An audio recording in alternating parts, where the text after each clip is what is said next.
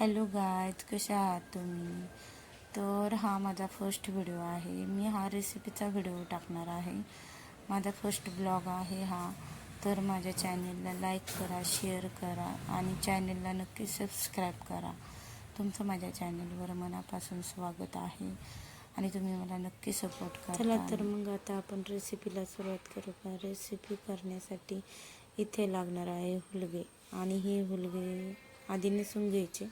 तसे डीमार्टमधून आणलेले हुलगेमध्ये कधी खडे वगैरे तर नसतात, त्यामुळे मी तर शक्यतो पाहतच नाही. आणि हे हुलगे चांगल्या प्रकारे भाजून घ्यायचे, जेणेकरून भाजी हे चविष्ट होईल. अशा प्रकारे चांगल्या प्रकारे लालसर जर भाजली तर भाजी एकदम चविष्ट होते आणि खायला पण चांगली लागते. हुलगे भाजून घेतल्यानंतर त्याला कुकरमध्ये शिजायला घालायचे. कुकरमध्ये शिजायला घातले ना तर ते एकदम असे चांगले सॉफ्ट होईपर्यंत म्हणजे ते भाजून घ्यायचे, मग ती चविष्ट लागते भाजी. आता इथे बघा, तुम्ही पाहू शकता की मी लालसर चांगले हुलगे भाजून घेतले आहेत. व्हिडिओमध्ये दिसल्याप्रमाणे तुम्ही असे हुलगे भाजून घेऊ शकता. हा माझा फर्स्ट ब्लॉग आहे, त्यामुळे तुम्हाला नक्कीच आवडेल अशी माझी म्हणजे ही आहे, आशा आहे. तुम्ही माझ्या चॅनेलला सबस्क्राईब नक्की करा, लाईक करा आणि शेअर करा. हे हुलगे कुकरमध्ये शिजवून घ्यायचे. कुकरमध्ये पाणी टाकायचे आणि मीठ तुम्ही शिजतानाच टाकू शकता.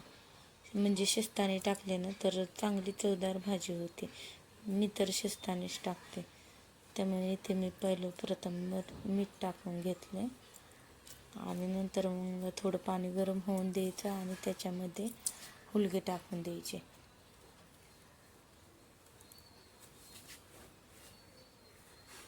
हुलगे टाकले की कुकर बंद करायचा आणि ते हुलगे चांगल्या प्रकारे शिजून द्यायचे. चांगले असे सॉफ्ट म्हणजे चांगल्या प्रकारे शिजले पाहिजे, जेणेकरून ते असे. कुकरच्या शिट्ट्या 5-6 झाल्यानंतर मग पाहायचे हुलगे कसे शिजले काय. तोवर मग फोडणीची तयारी करू. इथे लसूण घेतला आहे. लसूण हा ठेचून घ्यायचा, म्हणजे फोडणी चांगल्या प्रकारे बसते आणि फोडणी चविष्ट झाली की भाजी एकदम चवदार लागते. फोडणी चांगल्या प्रकारे दिली की भाजी एकदम चविष्ट होते, त्यामुळे फोडणी हे कधी पण चांगल्या प्रकारे द्यायची. इथे मी कोथिंबीर घेतली आहे, ती बारीक चिरून घ्यायची. कढीपत्ता घेतला. कढीपत्त्याने भाजी छान लागते. कुकरमध्ये आता हुलगे शिजले का नाही ते बघून घ्यायचे. ते माझे हुलगे आता चांगल्या प्रकारे शिजलेले आहेत. आता मी फोडणी देणार आहे भाजीला. तर सर्वप्रथम तेल टाकायचे कढईमध्ये. तेल चांगले गरम होऊन द्यायचे आणि त्यानंतर मग लसूण टाकायचा. लसूण हा चांगल्या प्रकारे लाल होऊन द्यायचा, म्हणजे फोडणी चांगली बसली जाते.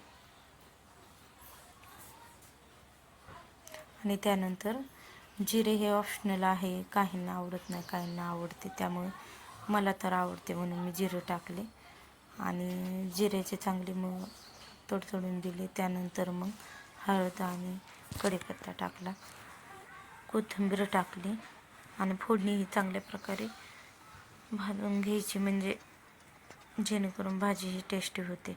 आणि नंतर मग मसाला टाकायचा. इथे तुम्ही मिरची पावडर हे वापरू शकता. मिरची पावडरची ही भारी लागते.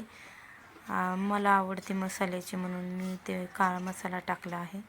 आणि मग त्यानंतर हुलगे टाकायचे.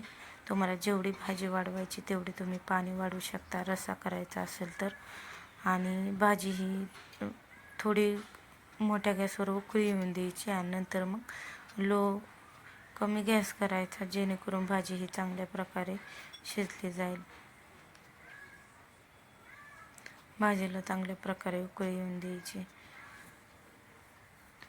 जास्त वेळ कमी गॅसवर जर शिजली तर भाजीची चव वाढते. आता मी ह्या साईडला भात टाकून घेणार आहे लगेच. भाताबरोबर पण छान लागतं. तर तुम्ही पण ही भाजी करून बघा कशी बनते ती, आणि मला सांगा की कशी झाली आहे. नक्की कमेंट करून सांगा आणि नक्की बनवा. आणि माझ्या चॅनलला सबस्क्राईब करा, शेअर करा आणि लाईक करा. भाजी ही उत्तम झाली आहे.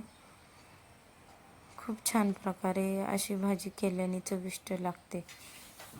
नक्कीच तुम्ही करून बघा. आता बघू शकता तुम्ही, भाजी चांगल्या प्रकारे शिजली आहे. भाजीला चांगली तरी आलेली आहे. आणि या जेवायला भाजी नक्की करून बघा. बाय. Thank you for watching.